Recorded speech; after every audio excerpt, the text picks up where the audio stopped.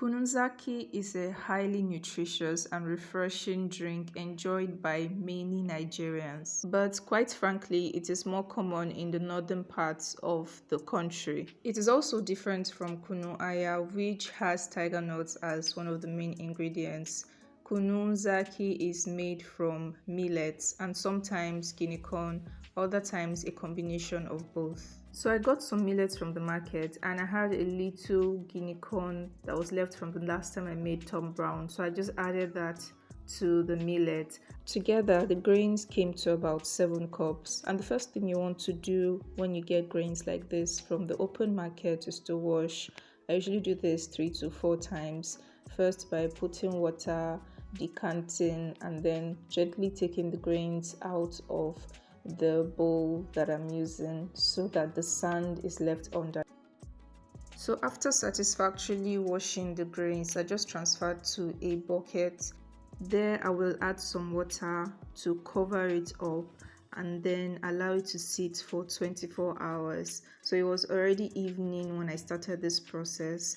By the next day, when it was about 24 hours, the grains had already started to ferment. If for any reason you cannot continue the process after 24 hours, please make sure to at least decant the water and change it. So I'm going to rinse again one final time after taking out the water that it was soaked in, and then I'll transfer into another bucket where I'll take it for grinding. And that's just one part of things that we're going to grind. So let's move to part 2. Here I have some sweet potatoes. Be generous with your sweet potatoes because, well, they are going to serve as sweeteners sort of, and they just bring a very rich taste to your kunu also. Sweet potatoes are in season and this is just 500 naira worth of sweet potatoes. I should also mention that some people use dried sweet potatoes, but there's no reason not to use the fresh one if you have access. So I peeled, washed to get rid of any sand or any unwanted things, and cut into cubes. And then this is some ginger. I like my kunu quite hot and spicy. To that mix also I washed and added 1 tablespoon of cloves for that rich and delicious flavor that cloves bring. And lastly, I added 1 tablespoon of dried chili peppers. Before we head off to grind, I'm taking a little quantity out of my millet, 2 cups out of the 7 cups, and I'm just adding that to my mixture of sweet potatoes and spices. And I guess it goes without saying that the contents of these 2 buckets are to be ground separately. So back from the market where we went to grind, and this is what the sweet potatoes and the spices looks like. This is the millet, which I already have some water on fire for.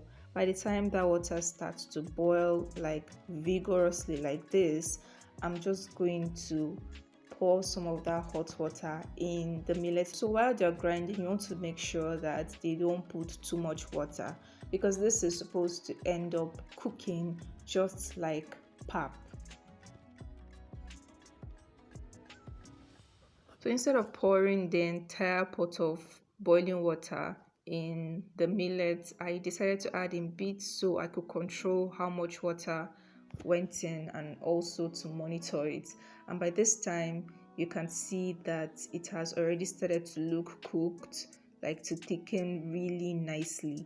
If your millet does not turn out like this, you can turn it back into a pot to cook it so that your kunu doesn't come out tasting like raw millet, uncooked millet.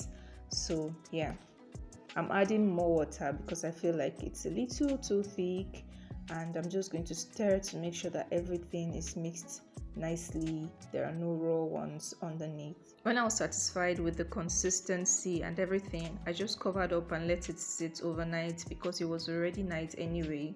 But if you're doing this during the day, you can just let it sit for any time between 8 to 12 hours alongside the other bucket. It's now day 3 and we're finally going to complete this process today. This is what it looks like cooled, our millet, and the spices and sweet potato mix has already also started to ferment. Everything is perfect. It's now time to combine the contents of both buckets in a bigger bucket.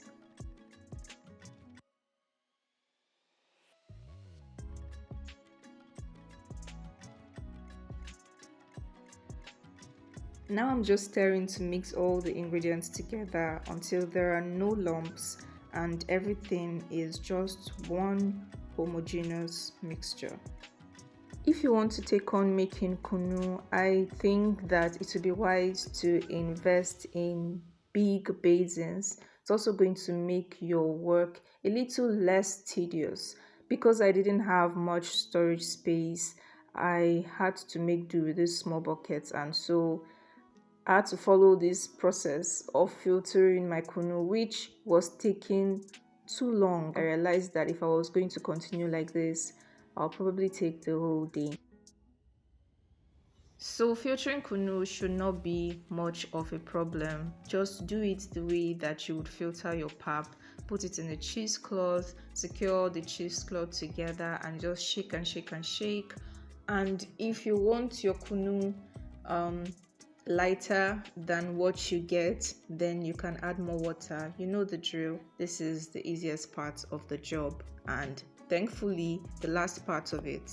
Because this was my first time actually making kunu, well, I tried last year and failed, so that doesn't count. I didn't expect to get this much. I mean, everything I needed for this recipe cost me barely 3,000 naira. The sweet potatoes is bringing its own sweetness, but Kunun Zaki has to stay true to its name, sweet millet drink.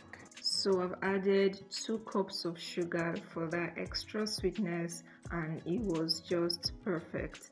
I'm just stirring now to make sure that all the sugar dissolves into the liquid, and yeah, bottle up, refrigerate, serve cold and enjoy. I've been taking kunu since I was a child, different varieties of it, but you see Kunun Zaki, the one that tastes just like this one I made, is my all-time favorite. Thank you guys for watching this video. I hope you find it helpful if you're looking to make your own kunu, and I hope that even if you didn't know about Kunun Zaki before, this recipe sort of spurs something in you to try it out, especially this Christmas. If you like this video, please don't leave before you give it a thumbs up, and feel free to share it with your friends and family. And also remember that to be a part of this community, all you need to do is hit on the subscribe button and join the family. Also, feel free to drop a comment and I'll be more than happy to respond to you. Until I see you in another one, take care. Bye.